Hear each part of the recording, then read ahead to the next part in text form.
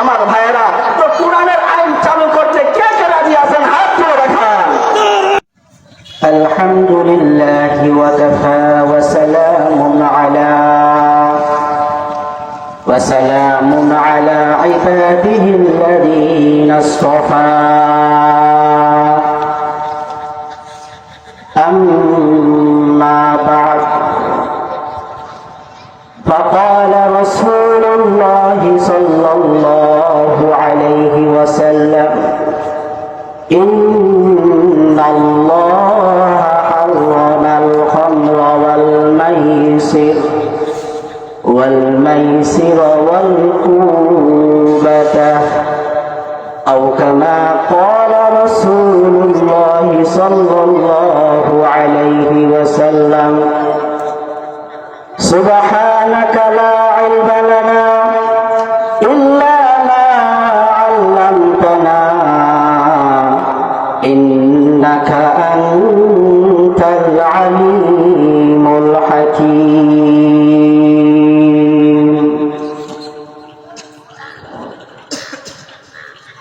কোন রকম ভূমিকা ছাড়াই ইনশাআল্লাহ আলোচনার মধ্যে ঢুকে যাব, কারণ সময় খুব সংক্ষিপ্ত সময়ের মধ্যে কোরআন হাদিস থেকে কিছু কথা বলার আল্লাহ তাআলা যেন তৌফিক দান করেন, সকলে বলি আমিন। আল্লাহ রাব্বুল আলামিনের দরবারে অগণিত শুকরিয়া ও সুজুদ যে আল্লাহ রাব্বুল আলামিন আমাদেরকে দয়া করে মায়া করে আজকের এই ইসলামী মহাসম্মেলন তাফসিরুল কুরআন মাহফিল, এই মাহফিলে আসার এবং বসার তৌফিক দান করেছেন।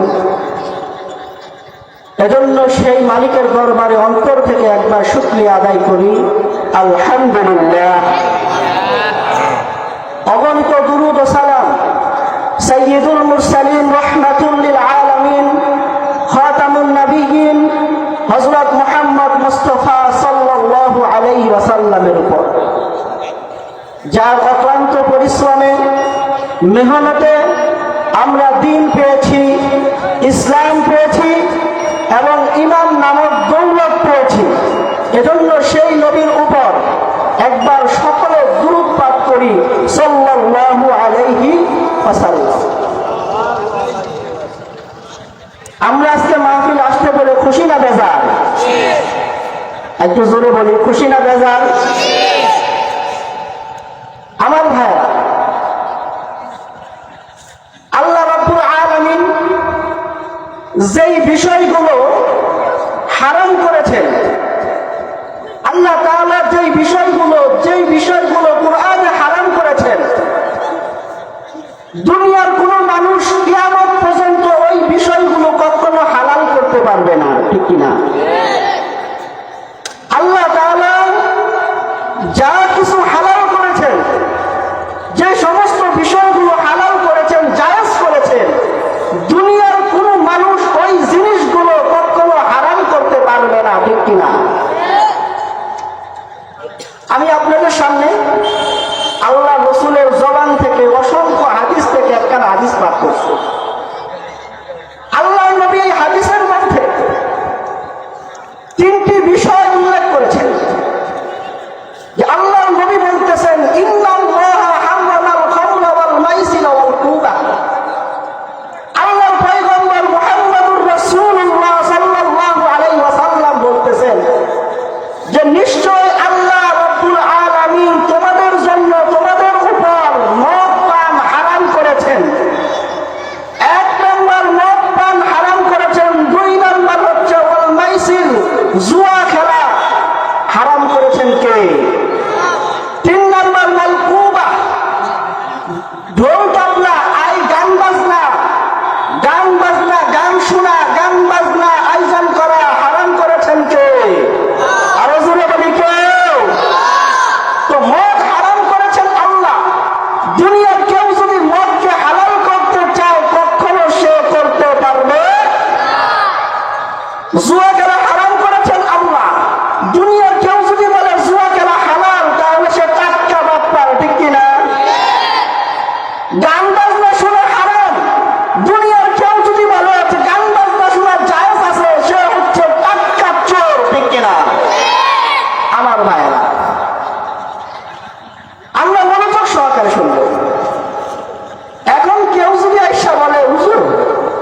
আমি তো এক ঢুক পান করি, এক প্যাক মারি, একটু খাই, একটু পান করি, তা কেমন হারাম হইল? আমার ভাইয়েরা, আল্লাহ তাআলা বলেন যে জিনিসটা আল্লাহ হারাম করেছেন সেটা যদি এক ঢোক, এক সেনা পরিমাণও যদি খাও সেটা হারামই থাকবে, সেটা কখনো হালাল হবে না। এই মদ হারাম কিভাবে হয়েছে আমাদের জানার দরকার আছে না নাই? একটু জোরে বলি, আছে না নাই? না এখনো ভয় লাগে? আগে তো ভয় পাইতেন, এখনো ভয় আছে কিনা? জোরে যদি তাকবীর দেয় আমি সঙ্গে দৌড়া লইয়া যাইব, এমন ভয় আছে? আমি মুমিন কখনো ভয় পাইতে পারে না, ঠিক কিনা? মুমিন একমাত্র ভয় করে তার রবকে, ঠিক কিনা? মুমিন কোন দুনিয়ার মানুষকে ভয় পায় না, দুনিয়ার কোন এমপি মন্ত্রীকে ভয় পায় না, দুনিয়ার কোন চেয়ারম্যান মেম্বারকে ভয় পায় না। মুমিন একমাত্র আল্লাহকে ভয় করে, ঠিক কিনা?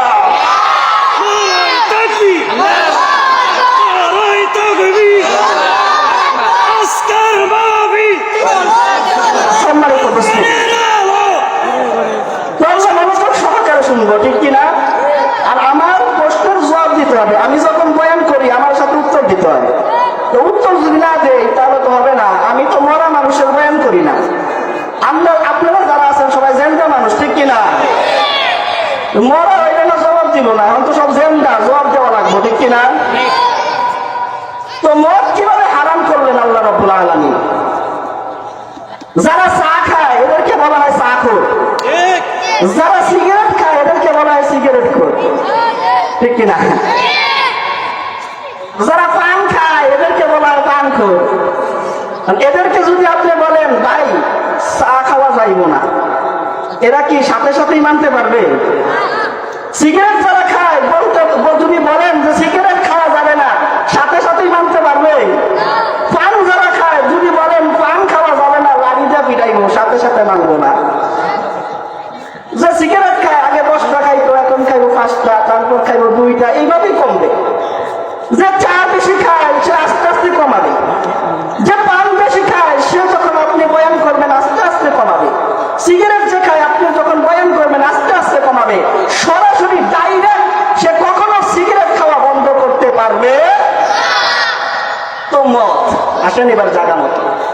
মদ এমন একটা খাবার ছিল, আরবের সব থেকে প্রিয় খাবার ছিল মদ। সব থেকে প্রিয় খাবার ছিল আরবদের জন্য, জাহিলিয়াতের যুগে আরবদের জন্য সব থেকে প্রিয় খাবার ছিল মদ। মদ ছাড়া তারা কিছু বুঝতো না, চায়ের মতো করে মদ খাইত। সকালবেলা ঘুম থেকে চাইতে মদ, ঘুমাইতে গেলেও মদ, অনুষ্ঠানের মতো মদ। তো জাহিলিয়াতের যুগে তারা চায়ের মতো মদ পান করত। মদ তাদের প্রিয় একটা পানীয় খাবার ছিল। তো আল্লাহ রাব্বুল আলামিন তো বুঝছেন যে এদেরকে যদি ডাইরেক্ট মদ হারাম করি, ডাইরেক্ট হারাম করলে এরা ছাড়তে পারবে? তো আল্লাহ রাব্বুল আলামিন ডাইরেক্ট মদকে হারাম করেন নাই, 3 ধাপে আল্লাহ রাব্বুল আলামিন মদ পান হারাম করেছেন, মাদক সেবন হারাম করেছেন। কয় ধাপে? শুনতে রাজি আছেন তো? কষ্ট হইতেছে? 3 ধাপে আল্লাহ রাব্বুল আলামিন মদ পানকে হারাম করছেন। নাম্বার 1 ধাপ, রাসূলুল্লাহ সাল্লাল্লাহু আলাইহি ওয়াসাল্লাম যখন মদিনায় হিজরত করলেন, মদিনায় হিজরত করার পর হযরত ওমর রাদিয়াল্লাহু তাআলা আনহু এবং মুআয ইবনে জাবাল রাদিয়াল্লাহু তাআলা আনহু আরো কিছু কতিপয় আনসারী সাহাবী আল্লাহর রাসূলের কাছে আসলেন। এসে বলতেছে, ইয়া রাসূলুল্লাহ, মদ পান করার কারণে মানুষের জ্ঞান নষ্ট হয়, বিবেক বিবেচনা নষ্ট হয়ে যায়, ধন সম্পদ নষ্ট হয়, বিবেক বুদ্ধি নষ্ট হয়ে যায়, জ্ঞান নষ্ট হয়ে যায়। এ সম্পর্কে আপনার পরামর্শ কি? আপনি কি বলেন? তখন আল্লাহ রাব্বুল আলামিন যখন তারা প্রশ্ন করলো, আল্লাহ তাআলা কুরআনের আয়াত নাযিল করলেন। আল্লাহ তাআলা বলেন, ইয়াসআলুনাকা আনিল খামরি ওয়াল মাইসির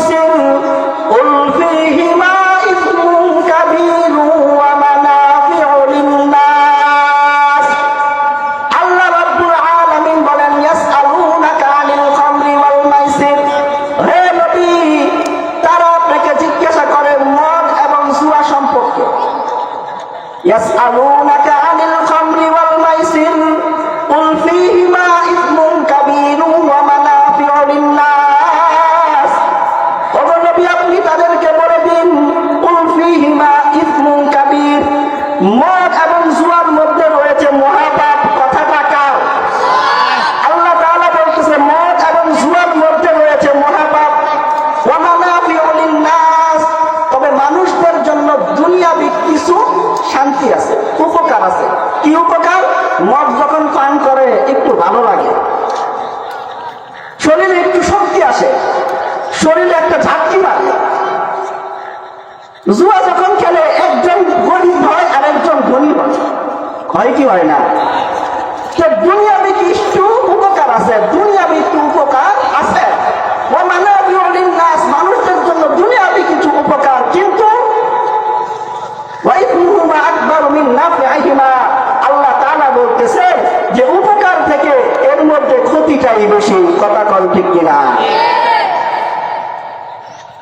তো প্রথম ধাপে আল্লাহ রাব্বুল আলামিন আয়াত নাযিল করেছেন, সরাসরি ভাবে মদকে হারাম করেন নাই।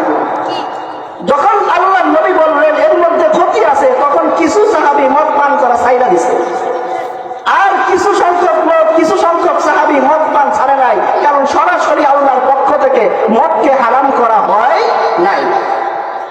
কিছু সাহাবী ছাইড়া দিছে, যেহেতু ক্ষতি ছেড়ে দিছে, আর কিছু সাহাবী, কিছু সংখ্যক মানুষ আর ছাড়ে নাই সরাসরি হারাম না হওয়ার কারণে।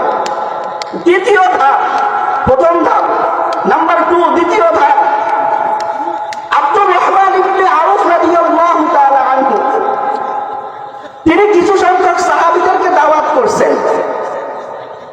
দাওয়াত করার পর সাহাবীরা আসলো, তার বন্ধুরা আসলো, দাওয়াত খাইলো, খাওয়ার পর মদের আয়োজন করা হয়েছে। আমি আগেই বলছি যে অনুষ্ঠানের মধ্যে তারা মদ রাখতো, যে অনুষ্ঠানে মদ না থাকতো তারা অনুষ্ঠানই মনে করতো না। দাওয়াত খাওয়ার পর আব্দুর রহমান ইবনে আউফ রাদিয়াল্লাহু তাআলা আনহু মদ রাখছে, বন্ধুদের জন্য মদ রাখছে, মদ পান করবে। তো সবাই মদ পান করছে, সবাই মদ পান করলো, এমন সময় মুয়াজ্জিন সাহেব মাগরিবের আযান দিছে।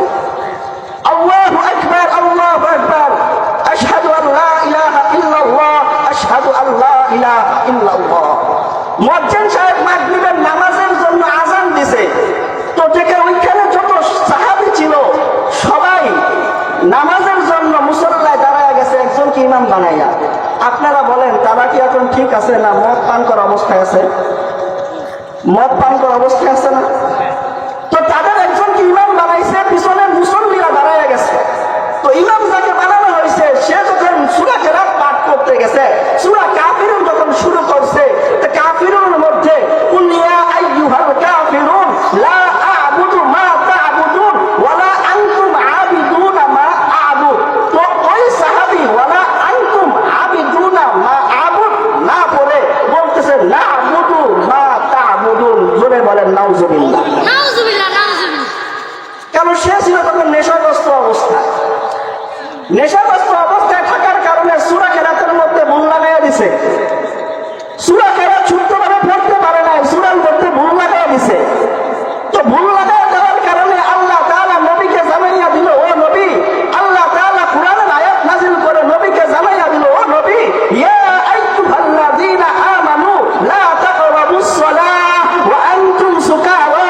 ও নবী, আপনি ঈমানদারদেরকে জানাইয়া দিন, তোমরা যখন নেশাগ্রস্ত অবস্থায় থাকো তখন নামাজের ধারে কাছেও যাইও না।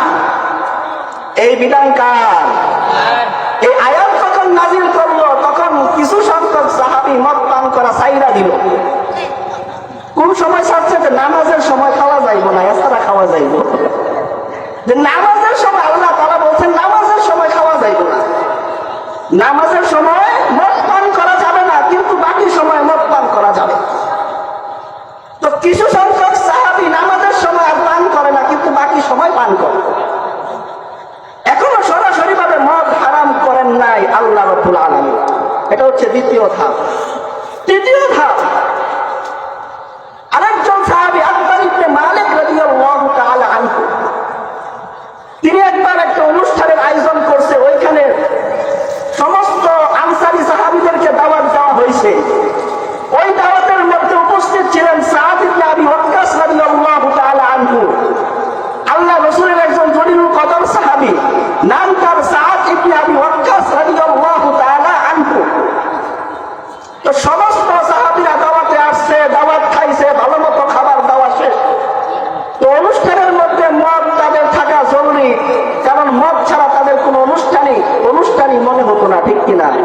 ঠিক তেমনি ভাবে আজকে বর্তমান সমাজেও আমাদের কিছু যুবক ভাইরা আছে, কিছু অনুষ্ঠান যদি করা হয়, বিয়ের অনুষ্ঠান, জন্মদিনের অনুষ্ঠান, 21শে ফেব্রুয়ারি বলেন, 16ই ডিসেম্বর বলেন, যেই দিবস বলেন, যেই অনুষ্ঠান বলেন, আমাদের সমাজের মধ্যে এমন কিছু যুবক আছে যে তারাও মদ ছাড়া অনুষ্ঠানকে অনুষ্ঠানই মনে করে না, ঠিক কিনা?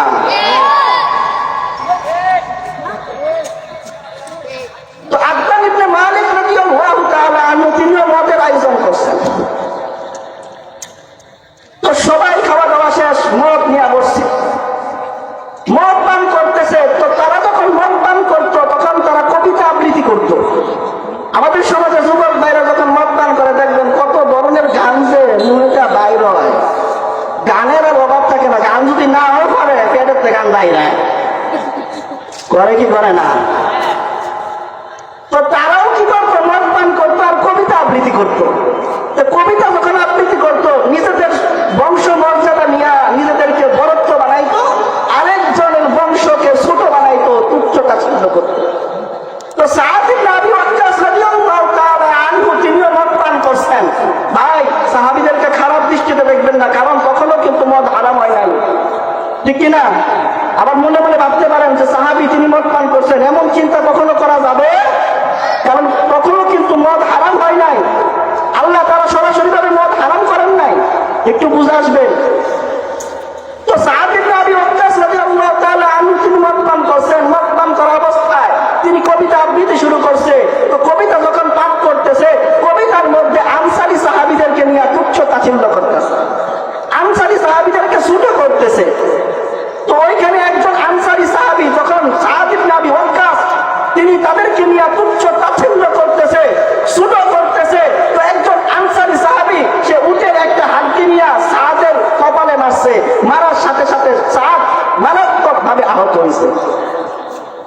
সাদ রাদিয়াল্লাহু তাআলা আনহু আল্লাহর রাসূলের দরবারে গেছে, নবীর দরবারে গিয়া নবীর কাছে নালিশ করতেছে, অভিযোগ করতেছে, ইয়া রাসূলুল্লাহ, ইয়া হাবিবাল্লাহ, ওগো আল্লাহর নবী, এমন ঘটনা আপনার একজন আনসারী সাহাবী উটের হাড্ডি দিয়ে আমার কপালে আঘাত করে আমাকে মারাত্মক ভাবে আঘাত করেছে। ইয়া রাসূলুল্লাহ, আমি এর বিচার চাই, আল্লাহ রাব্বুল আলামিনের কাছে বিচার চাই। আল্লাহর রাসূল তখন আল্লাহ তাআলার কাছে হাত তুলে দোয়া করলেন, আল্লাহ, আল্লাহুম্মা বায়্যিন লানা ফিল খামরি বায়ানান ওয়া শিফা, বায়ানান ওয়া শাফিয়া। ওগো আল্লাহ, যেই মদের কারণে একজন আরেকজনের সাথে শত্রুতা সৃষ্টি হয়, যেই মদের কারণে একজন আরেকজনের সাথে ঝগড়া সৃষ্টি হয়, যেই মদের কারণে নামাজের কাছে যাওয়া যায় না, যেই মদের জন্য আপনার জিকির করা যায় না, যেই মদের জন্য ধন সম্পদ নষ্ট হয়, ওগো আল্লাহ, এই মদ সম্পর্কে পরিষ্কার একটা বিধান, পরিষ্কার একটা বর্ণনা আমাদেরকে দান করুন। ওগো আল্লাহ, মদ সম্পর্কে আমাদেরকে একটা বিধান দান করুন। আল্লাহ রাব্বুল আলামিনের কাছে যখন নবী দোয়া করল, আল্লাহ রাব্বুল আলামিন দোয়া কবুল করলেন। আল্লাহ তাআলা আয়াত নাযিল করে দিয়েছেন, ওগো নবী শুনেন, ইয়া আইয়ুহাল্লাযীনা আমানু ইন্নামাল খামরু ওয়াল মাইসির ওয়াল আনসাব ওয়াল আজলাম রিজসুম মিন আমালিশ শাইতান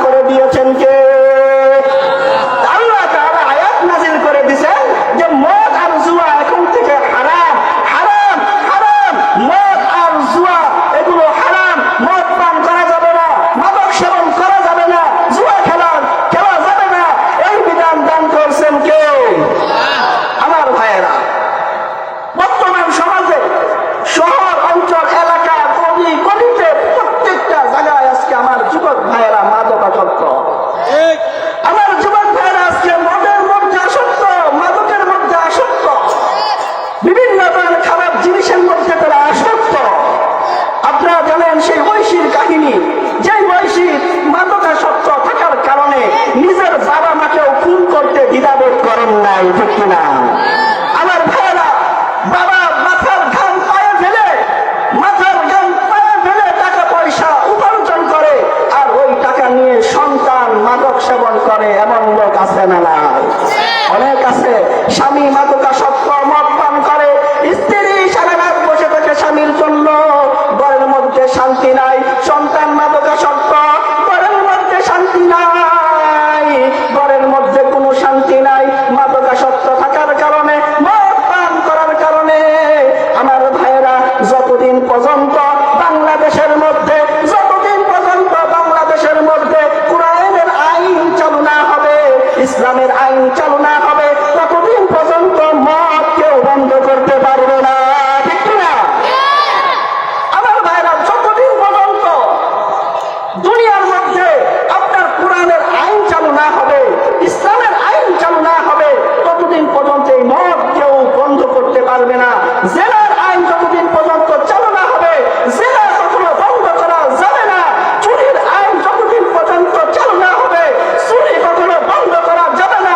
ডাকাতের আইন, কোরআনের আইন যতদিন পর্যন্ত বন্ধ না করা হবে, ডাকাতিও কখনো বন্ধ হবে না, ঠিক কিনা? আমার ভাইয়েরা, তো কোরআনের আইন চালু করতে কে কে রাজি আছেন? হাত তুলে দেখান। আল্লাহু আকবার। নারায়ে তাকবীর। নারায়ে তাকবীর। কোরআনের আইন যদি চালু করতে চান, কোরআনের আইন যদি চালু করতে চান, ইসলামের আইন যদি চালু করতে চান, তো ইসলামের দলগুলোর সাথে থাকার দরকার আছে না নাই? ইসলামের দলগুলো থাকার সাথে আছে না নাই? এজন্য ইসলামের দলগুলোর সাথে থাকবেন। তো ওই যে ওদিকে যাবেন না, সিল মারো ভাই, সিল মারো, অমুক মার্কায় সিল মারো, বুঝা শুননা সিল মাইরেন, বুঝা শুননা সিল মাইরেন। আমরা বিগত বছরগুলো দেখছি, আমরা জালেমের কারাগারে ছিলাম, আমরা আর জালেমের কারাগারে থাকতে চাই না, আমরা এখন শান্তির দেশে থাকতে চাই, ঠিক কিনা? তো শান্তির দেশে যদি থাকতে চান, তো ইসলামের আইন দরকার আছে না নাই? আছে। কোরআনের আইন দরকার আছে। আজকে আপনি কোরআনের আইন চালু করেন, দেখবেন সব কিছু বন্ধ হয়ে যাবে। চুরি, ডাকাতি, জেনা, ডাকাতি, সন্ত্রাসী, আরো লুটপাট, যা কিছু আছে সব কিছু বন্ধ হয়ে যাবে, ঠিক কিনা? আমার ভাইয়েরা, আরেকটা মেসেজ আমি আপনাদেরকে দিতে চাই। বনগ্রাম ইমাম ওলামা পরিষদের পক্ষ থেকে আমি আপনাদের নিকট একটা মেসেজ দিতে চাই যে বনগ্রাম